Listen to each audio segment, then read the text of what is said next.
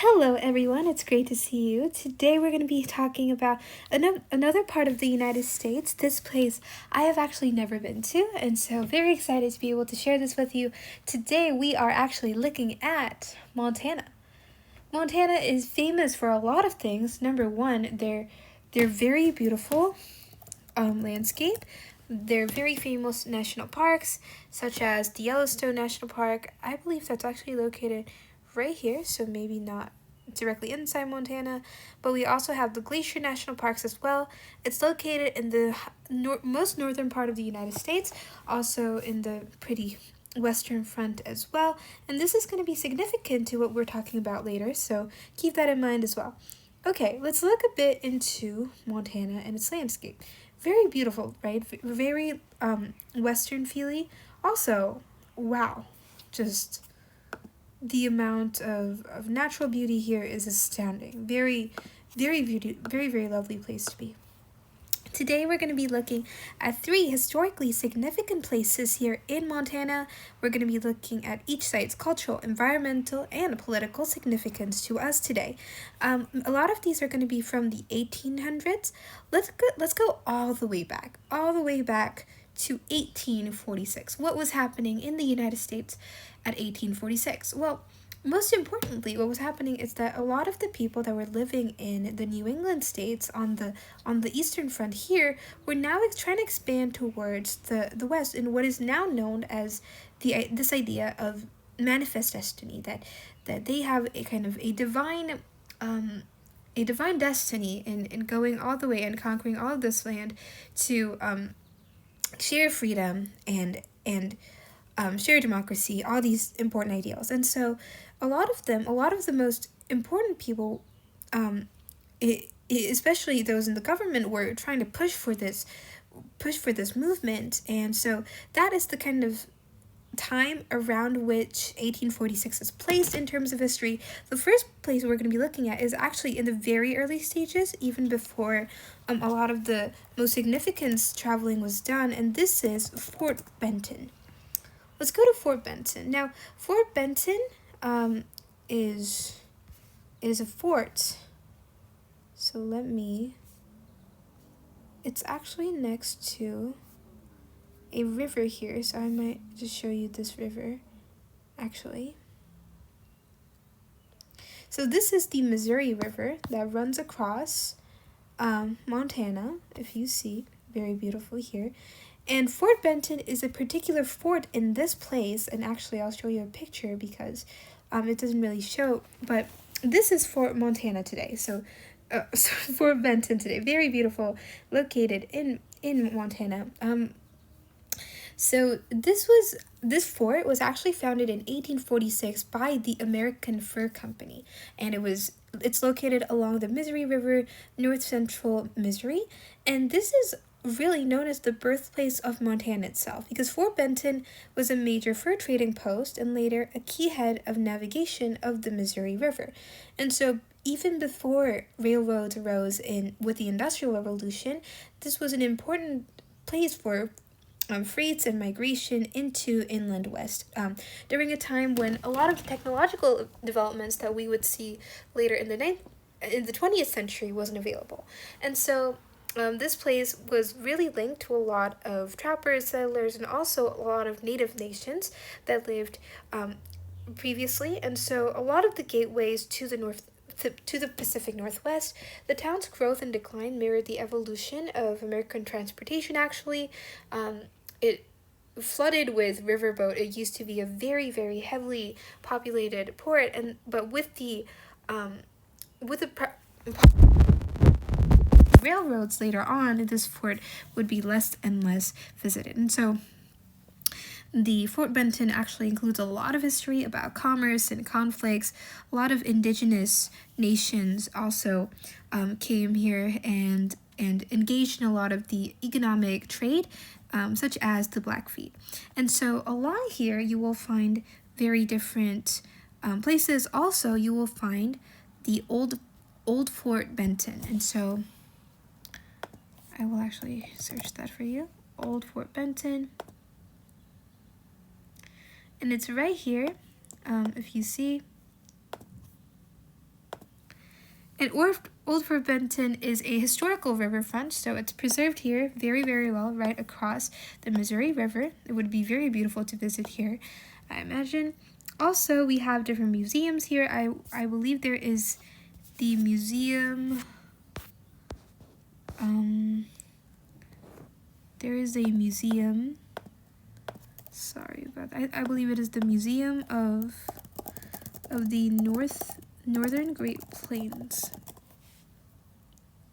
Yeah, located right here.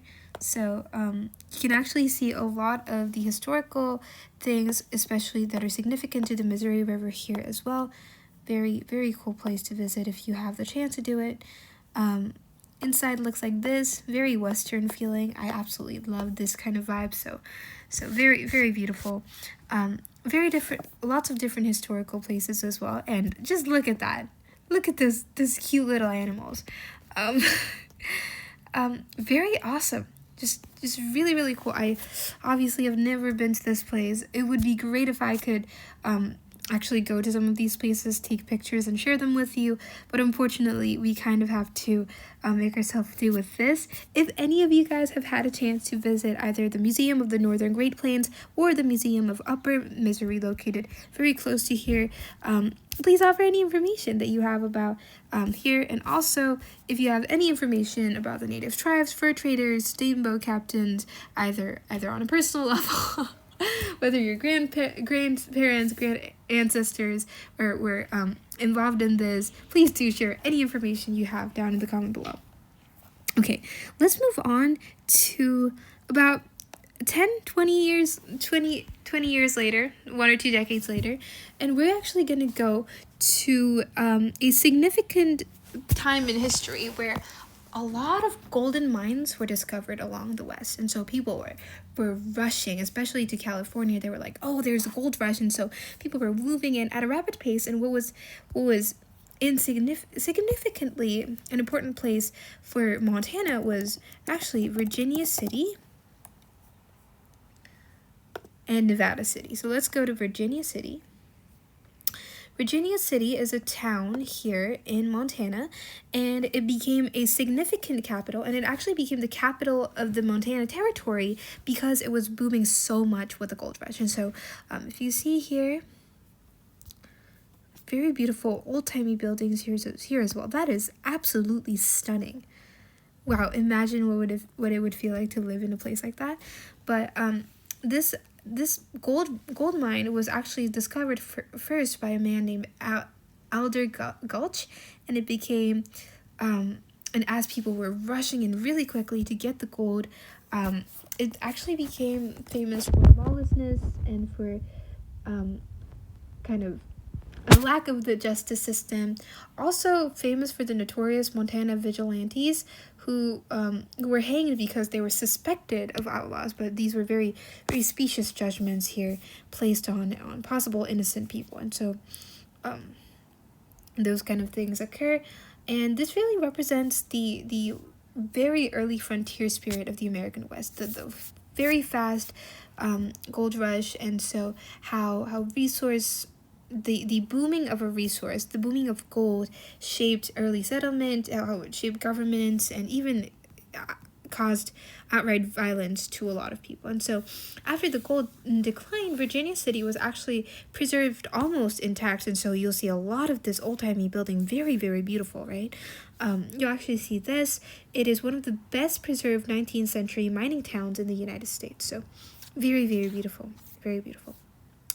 And so, yeah, dozens of old 1860s buildings. We have, like we saw before, we have blacksmith shops, boardwalks, saloons, stagecoaches. Very, very beautiful all around here. Let's go to a different place. Yeah, so Virginia City Museum shop here. This is just, yeah, very stunning place. And so you can learn a bit about the Montana spirit, I think, right in this place. We'll also go to Nevada City in Montana. Nevada City, pretty close, also became populated for the gold mines. And so very similarly, oh, stunning places here. Very, very beautiful. So if I could ever go travel, definitely going to Montana. It is so, so beautiful, so stunning. Imagine seeing this, you know? Okay, let's jump ahead now to the 1870s. And this, we're going a lot after. We're going to a very significant place where a defining moment was made between U.S. and Native American relations. And this is the Little Bighorn Battlefield National Monument. It is the Little Bighorn. And I always found the name Little Bighorn very, very interesting. Little Bighorn is quite a name. So if we go here, oh, that is not the place, but, oh, yeah, very beautiful. It is a national monument. I'll actually share with you, I think, pictures over here. So the Little Bighorn battlefield was where the Battle of the Little Bighorn happened, and this was, June 25th to 26th in 1876. And there was a coalition of different Native Americans defending their territory, and they were very sadly defeated by the 7th Cavalry Regime of the United States Army in a huge devastating loss, kind of defining moment of U.S. Native American relations, and it was part of the Great Sioux War, and so it continues to symbolize Native American resistance during the forced relocation and the cultural destruction under U.S. federal policies. For Native communities, especially the Crown Nations and the Lakota Nations, this is a place of memory and resilience.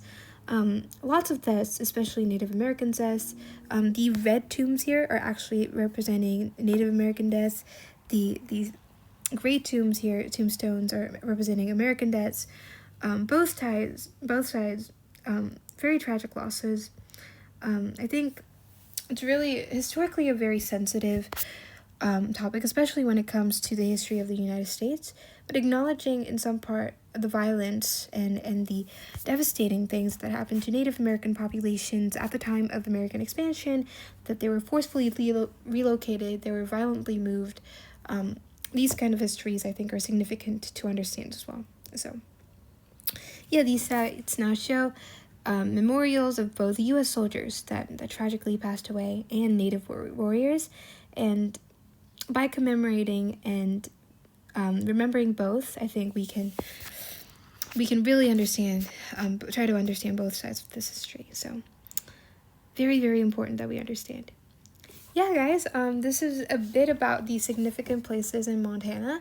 I actually wanted to share a bit about very, really, really recent periods, about the 20th century even, or like way early back in the 16th century, but I think, no, not the 16th, sorry, in the 17th century or the 18th century, but it was really amazing to be able to share this with you. Montana is strikingly beautiful, also has the lovely historical significance as well, and so whenever you want to know about Montana, definitely search up more.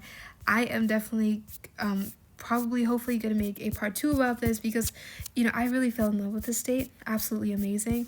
Where did it go? I really appreciate this opportunity to share this with you guys. Let's have another look around Montana, just as a last chance to look at things. Beautiful, striking beauty right here. The wide plains. Wow, this is very beautiful. And the houses here, the little barns, very, very cute. So yeah, thank you so much for joining me. If you have any questions, any comments, please leave them in the section down below.